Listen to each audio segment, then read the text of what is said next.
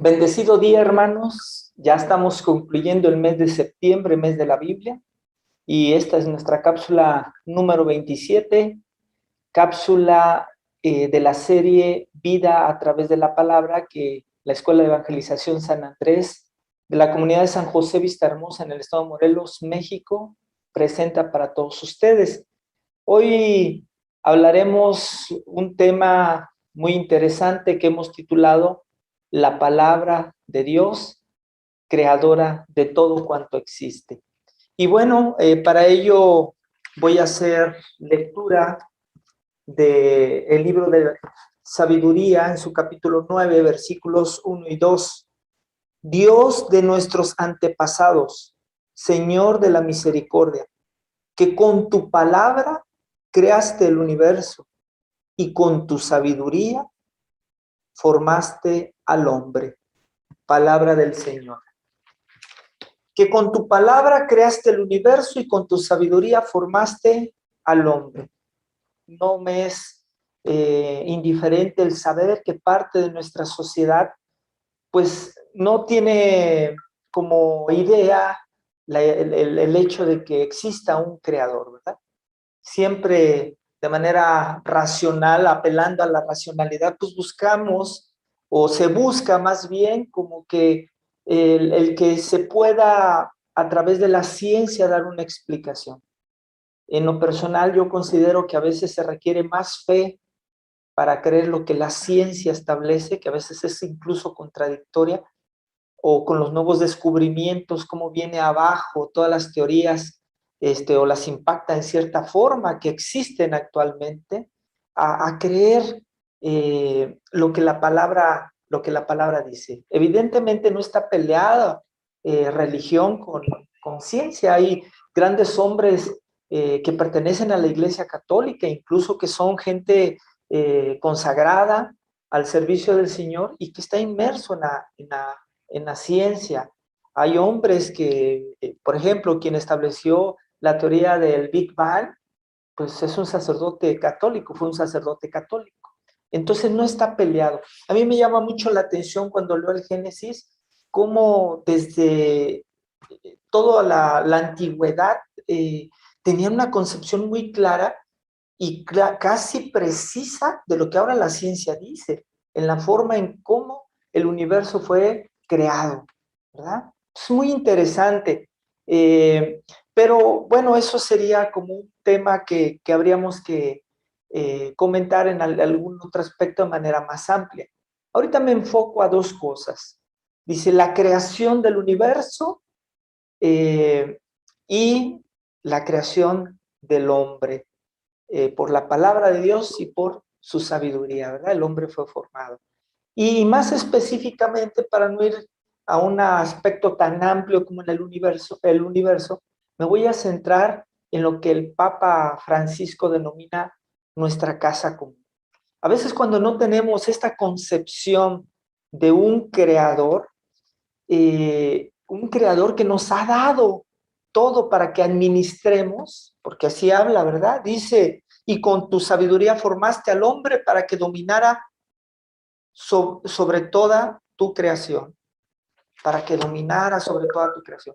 A veces entender esta palabra de dominar es caer en el aspecto de abusar de la creación. Y es lo que hemos, como humanidad, hemos generado a nuestro planeta, ¿verdad? Un abuso en varios sentidos. Nuestra casa común, nuestro planeta Tierra, se deteriora. Por eso el Papa Francisco ha tenido a bien, y yo los invito a que puedan consultar, ha tenido a bien escribir una encíclica, su segunda encíclica que denominó Laudato Si. Y bueno, ahí habla de todo el antecedente que hay desde el Papa Juan XXIII, el Papa Pablo VI, Juan Pablo II, o el mismo Papa emérito Benedicto XVI. Y bueno, en esa encíclica que ya se agrega también al magisterio social de la Iglesia y que sería muy interesante también pudieran consultar, cómo la iglesia también se ocupa de esta parte social, cómo la iglesia nos invita a formar parte activa de nuestra vida social. No es solo ajena o exclusiva a la parte religiosa, sí. Pero bueno, enfocándome a esta encíclica que es muy extensa, se logra rescatar en lo que yo he leído este valor que el Papa Francisco da a nuestra casa común. Y él habla de la necesidad de defender la naturaleza, la vida animal, y esta necesidad de ir planteando reformas energéticas, del uso de los recursos para que los administremos de mejor forma.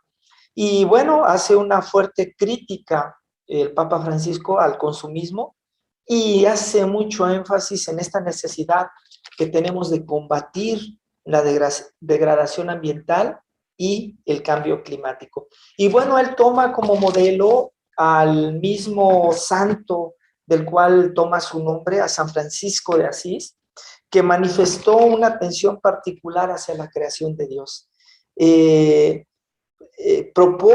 Propuso más bien San Francisco reconocer a la naturaleza como, estas son palabras que están en la encíclica, como un espléndido libro en el cual Dios nos habla y nos refleja algo de su hermosura y su bondad. Y esto lo vemos en el mismo libro de sabiduría, pero en su capítulo 13, versículo 5.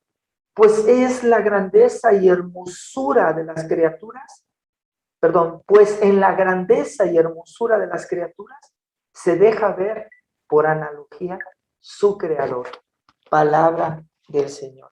Entonces, surge aquí de nuestro Papa Francisco esta necesidad de impactar de forma social y en nuestras conciencias sobre lo que tenemos que hacer por nuestro planeta. No se vale el pensar que estamos siendo malos administradores de lo que Dios nos ha dado, ¿verdad? No se vale ser omisos, no se vale pensar de manera egoísta, en un sentido de que, bueno, tal vez los efectos del cambio climático, por ejemplo, los efectos de la contaminación, pues van a ser todavía en un plazo mayor, ya no estaré yo. Es una postura muy egoísta, una postura que no agrada a Dios, porque solo miramos para nosotros y no vemos para con nuestros hermanos. Y a veces nuestros hermanos más cercanos, porque ahí estarán nuestros hijos, nuestros nietos, nuestros bisnietos. Eso en la primera parte. Y la segunda parte, ¿por qué nos permitimos no solo destruir de manera injustificada y de manera injusta la creación de Dios reflejada en su naturaleza, en lugar de apreciarla? Como decía el mismo San Francisco de Asís, él tenía, solía más bien decirle a sus compañeros de claustro que ciertas tierras se dejaran sin cultivar, porque ahí nacerían plantas silvestres y tendríamos tiempo y espacio de admirar esa belleza que nos recrearía y que nos haría un poquito ponernos en contacto con Dios, pensar en Dios, ¿verdad? Bueno, si no nos debemos permitir la destrucción de nuestro planeta, pienso que mucho menos debemos permitir la destrucción del género humano, la destrucción del hombre. ¿Y qué está sucediendo en nuestros últimos días? Específicamente en México. Se avalan políticas, se avalan leyes que van en contra de la dignidad humana, que van específicamente en contra del derecho fundamental de todo ser humano, el derecho a vivir. Porque sin ese derecho no existe ningún otro derecho.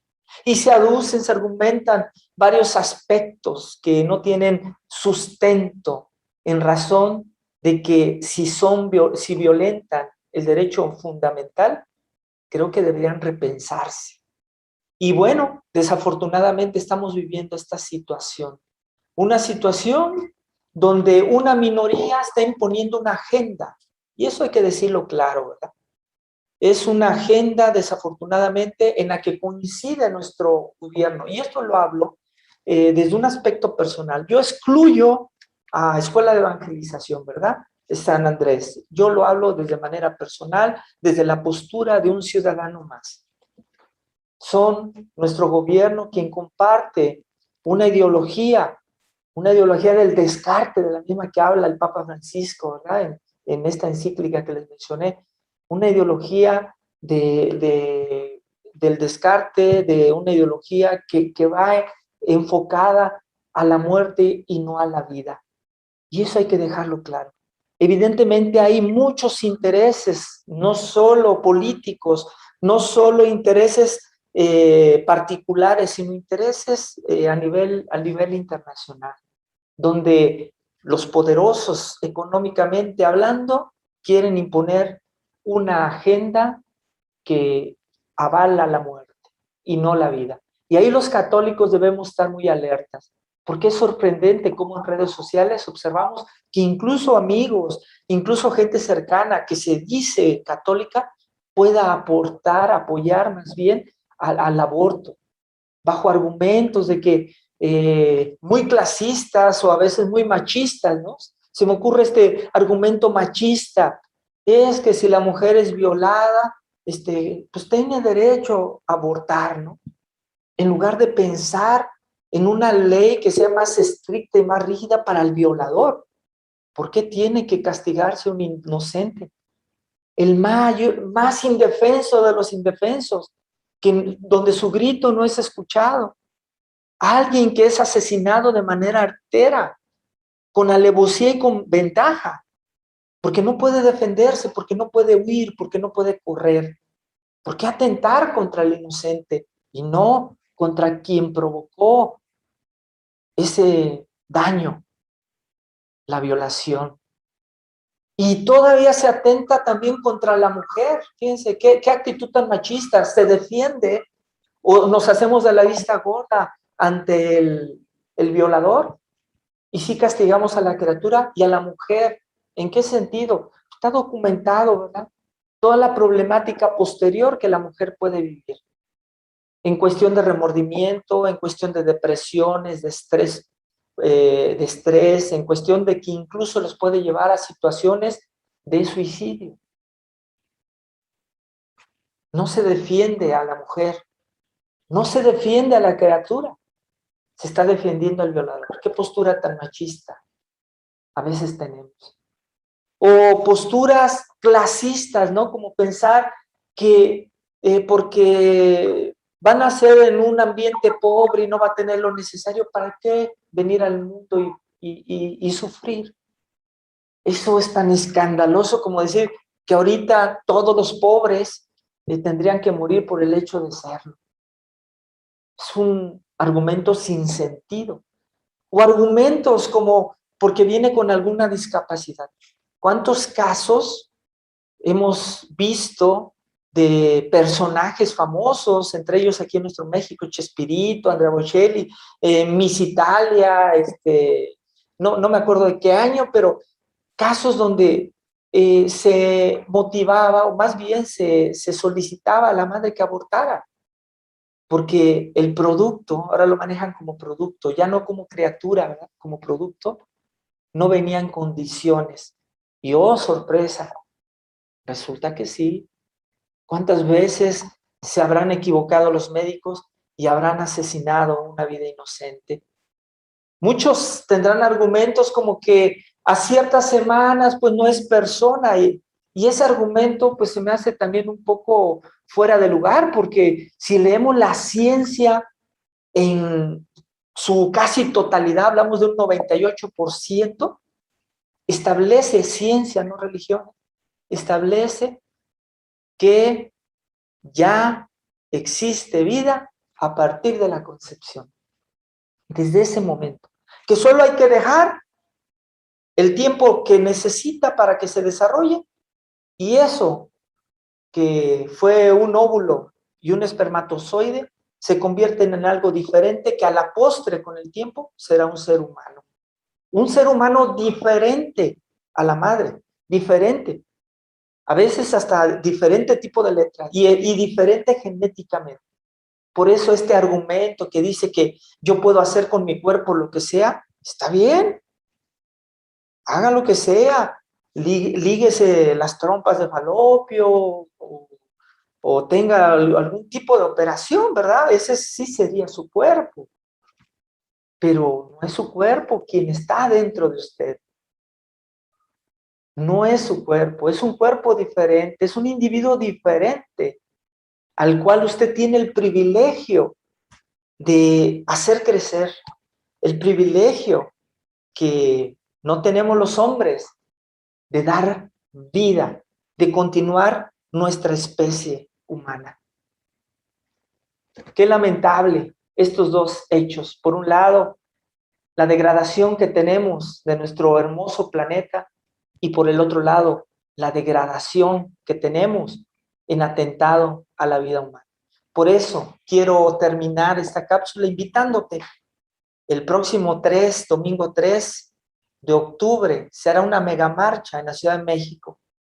Y esta megamarcha es convocada por todos los obispos de nuestro país y tiene la finalidad de que dejemos la apatía y mostremos nuestra postura ante las decisiones de una decena de magistrados que no comparten el sentir de la mayoría, que no te han tomado tu opinión, que no han tomado mi opinión y que no han considerado que la mayoría, un pueblo católico, un pueblo cristiano, está en contra de las decisiones que han tomado. Ahí hay una página que te puedo compartir, se llama mujerivida.org.mx, donde podrás encontrar más información. De igual forma, en esta página es a San José, Vista Hermosa, o Cristo Yo Te Canto, podrás encontrar información referente a esta megamarcha. Dios te bendiga, hermano. Te abrazo en Cristo.